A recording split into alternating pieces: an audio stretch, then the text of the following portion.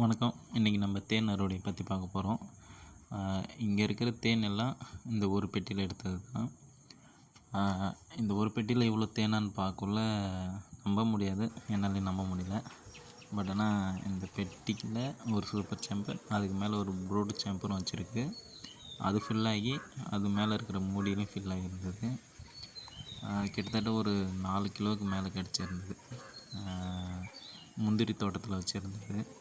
பூச்சிக்கொல்லி யூஸ் பண்ணாத இருக்கக்கூடிய முந்திரி தோட்டத்தில் நம்ம இந்த மாதிரி தேன் பெட்டி வச்சு அளவுக்கு அதிகமாக தேனே ஹார்வெஸ்டிங் பண்ணலாம். ஏன்னா அது ஒரு பக்கம் தேன் வியாபாரம் பண்ணுறோமோ இல்லையோ நம்ம வீட்டுக்கு யூஸ் பண்ணிக்கலாம்.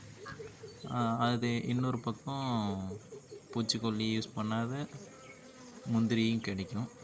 அந்த முந்திரி பழங்கள் எடுத்து நம்ம ஜூஸ் செய்யலாம், ஜாம் செய்யலாம். இன்னும் நிறைய விஷயங்கள் இருக்குது அதில். ஏன்னா நிறைய முந்திரி பழங்கள் நம்மக்கிட்ட வீணாக தான் போகுது.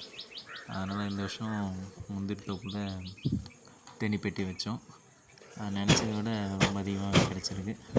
அதுவும் இல்லாமல் இது 2வது முறை எடுக்கிற இந்த தேனி பெட்டியிலே இந்த தேனை கொஞ்சம் ரொம்ப அதிகமாக. இந்த பெட்டியிலேருந்து தேன் முழுக்க எடுக்கிற வரைக்கும் இந்த வீடியோவாக இருக்குது. நேரம் எடுக்கிறவங்க நேரம் ஒதுக்கி வீடியோ ஃபுல்லாக பார்க்கலாம். நன்றி.